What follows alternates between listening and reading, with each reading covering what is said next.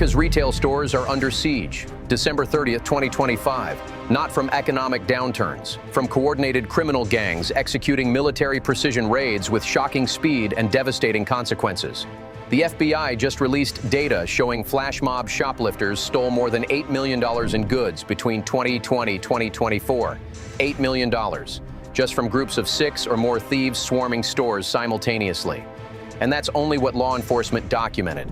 The National Retail Federation reports retailers experienced an 18% increase in shoplifting incidents in 2024 versus 2023.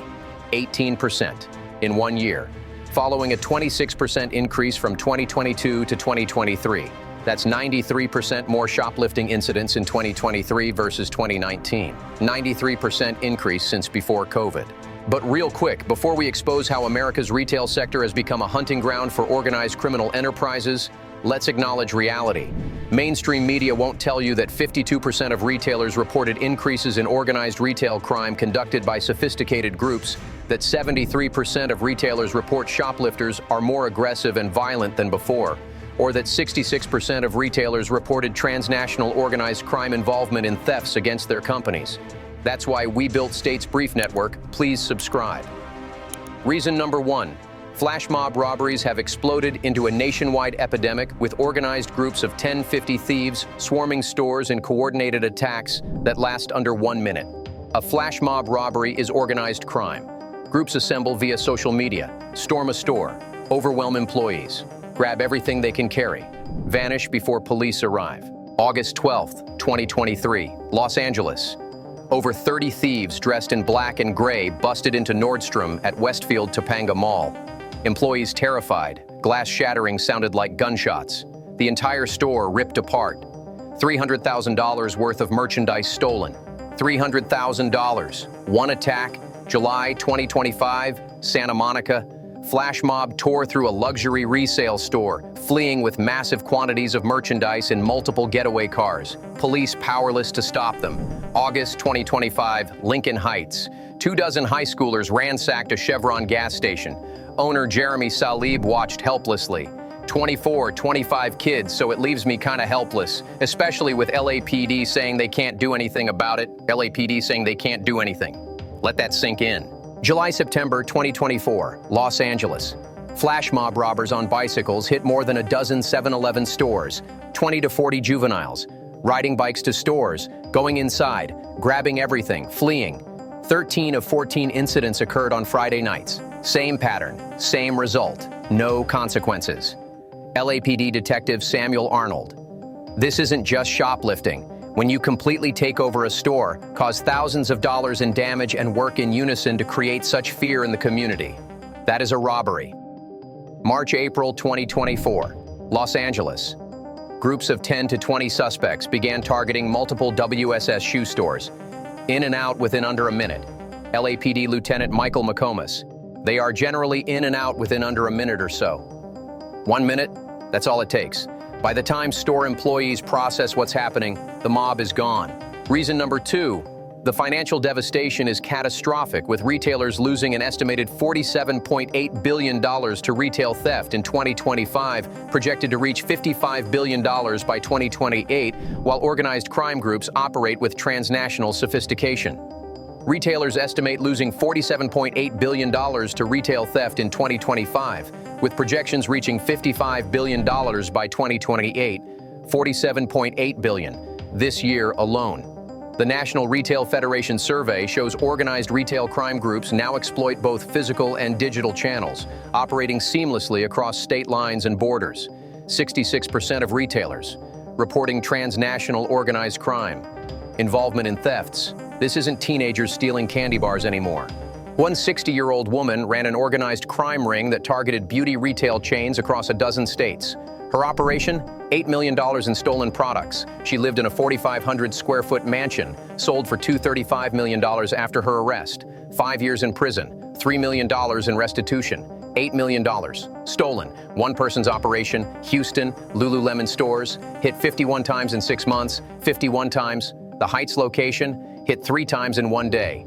3 times, 1 day. One fugitive from Mississippi, Deja Williams, arrested twice. First time, $23,000 worth of stolen leggings.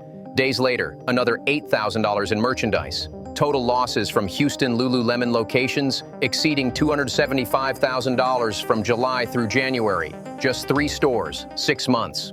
According to the FBI's data, clothing and furs topped the list with $2.4 million stolen across 836 incidents. But the sophistication extends beyond simple smash and grabs. Organized retail crime groups now use phone scams, 70% of retailers reporting increases. Digital and e-commerce frauds, 55% reporting increases, and cargo or supply chain thefts, 50% reporting increases. This is organized, international criminal enterprise. Reason number 3, violence has skyrocketed with a 17% increase in threats or acts of violence during theft events, while 73% of retailers report shoplifters exhibiting heightened aggression, making stores dangerous for employees and customers. The National Retail Federation documented a 17% increase in threats or acts of violence during shoplifting from 2023 to 2024. 17% increase in violence against retail workers. 73% of retailers in 2023 said shoplifters exhibited heightened levels of aggression and violence.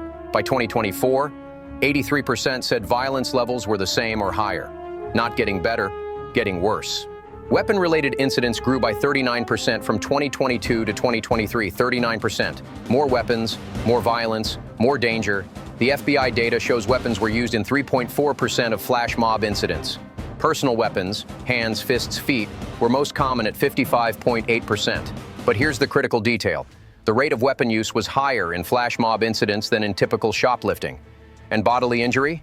1.3% of all flash robs resulted in injury compared to 0.3% of non-flash mob incidents. 4 times higher injury rate. Philadelphia, a security guard fatally stabbed by a man robbing a Macy's. The suspect arrested more than a dozen times on retail theft charges. Anaheim, jewelry store owner fired a warning shot from a handgun as a mob of would-be robbers swarmed his store. Surveillance video captured the mob fleeing. That's what it's come to. Store owners firing warning shots to protect their businesses from organized criminal mobs. Nearly all respondents, 91%, said violence-related theft has required them to increase employee workplace violence training. 48% said workplace violence required them to implement measures that negatively affect customer experience. More than a third experienced labor challenges due to violence-related theft in their stores. Employees quitting because they fear for their safety while trying to sell clothes and groceries. Reason number 4, flash mob robberies are coordinated via social media with groups flooding stores during peak hours or late at night using sophisticated resale networks including online marketplaces to fence stolen goods. Flash mob robberies are coordinated via social media platforms like Snapchat, Instagram, and TikTok.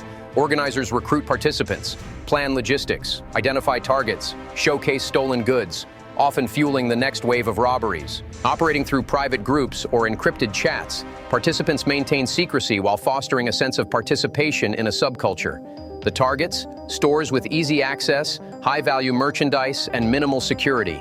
Luxury brand stores, malls, electronics retailers, jewelry stores, high-value, easily transportable items. Flash mob robberies typically occur during busy hours when stores are crowded, providing cover for robbers. Others occur late at night, when security measures are weaker and fewer employees are present.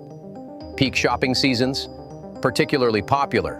Stores are busier, so there's more chaos to cover the crime, and unsuspecting holiday shoppers make willing buyers. The FBI documented that the most popular times for flash mob incidents were mid-afternoon or evening, especially between 5 and 8 p.m. The day of the week made little difference. Nearly equal numbers on Tuesdays and Saturdays. Once merchandise is stolen, thieves turn to online marketplaces like eBay, Craigslist, and Facebook to sell stolen items, or the black market. A 2023 report estimated that 45% or more of organized retail crime fencing operations use online channels. This creates a highly efficient pipeline. Steal merchandise, post online, sell to unsuspecting buyers, repeat. The National Retail Federation notes organized retail crime networks rely on e-fencing to rapidly move product through online marketplaces where tracing provenance is difficult, often blending stolen goods with legitimate inventory to escape detection. Reason number 5, Retailers are helpless, with 65% reporting fewer than half of theft incidents to law enforcement due to limited response felony threshold laws and lack of consequences, creating a perception of total impunity. Here's the most damning statistic: 65% of retailers report fewer than half of theft incidents to law enforcement. 65% not reporting more than half of thefts. Why? Limited police response and felony threshold laws. 53% cited both felony threshold laws and lack of aggregated theft laws as reasoning behind not reporting thefts. What are felony threshold laws? They stipulate a dollar amount of stolen goods before a theft becomes a felony. Steal under the threshold? It's a misdemeanor, maybe a citation, maybe nothing. So organized crime groups exploit this. Send in multiple thieves. Each takes merchandise under the threshold, multiple times per day. Different stores, never prosecuted, never punished. Rinse and repeat. Store owners have given up. They know police won't respond. They know prosecutors won't prosecute. They know courts won't punish. So why bother reporting? But it gets worse. Lululemon, the company that experienced 51 flash mob robberies in Houston alone, their security policy fosters inclusivity and peace and believes police presence would deter customers who fear law enforcement. Read that again. They believe police presence would deter customers. In 2023, Atlanta, 2 Lululemon employees were fired for attempting to stop thieves and calling police. Fired for trying to prevent theft. Company policy violation. Lululemon's CEO at the time. The employees knowingly broke the policy, engaged with the thieves. That was what resulted in the termination. Employees can't stop thieves, can't call police, corporate policy, so thieves know they can walk in, take whatever they want, walk out. Zero resistance, zero consequences. Following media scrutiny, the Houston Heights location now has security guards stationed during business hours. Only took 51 robberies and massive media coverage. Reason number 6, the sophistication has reached unprecedented levels, with organized retail crime groups conducting cargo thefts, gift card frauds, and self-checkout manipulation while operating transnational networks that move stolen goods across borders. Organized retail crime in 2025 has evolved with increasingly sophisticated and networked methods that make theft faster, smarter, and more scalable. Self-checkout manipulation. Offenders use what retailers call scan avoidance techniques, including ticket switching and non-scanning at self-service lanes. They appear as legitimate customers while concealing large-scale theft. From 2022 to 2023, retailers who track organized retail crime incidents reported a staggering 57% increase. 57%. 1 year.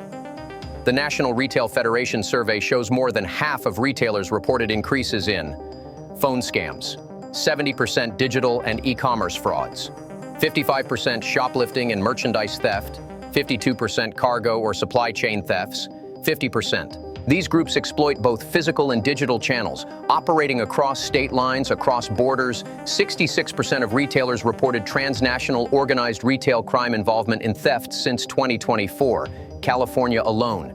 The CHP-led Organized Retail Crime Task Force recovered more than 150,000 stolen goods worth $8 million in 2025. 150,000 items, $8 million, one state. But the scope extends beyond state borders. Federal agencies like HSI and FBI investigations involve cargo theft and financial schemes involving gift card tampering with proceeds and products leaving U.S. borders.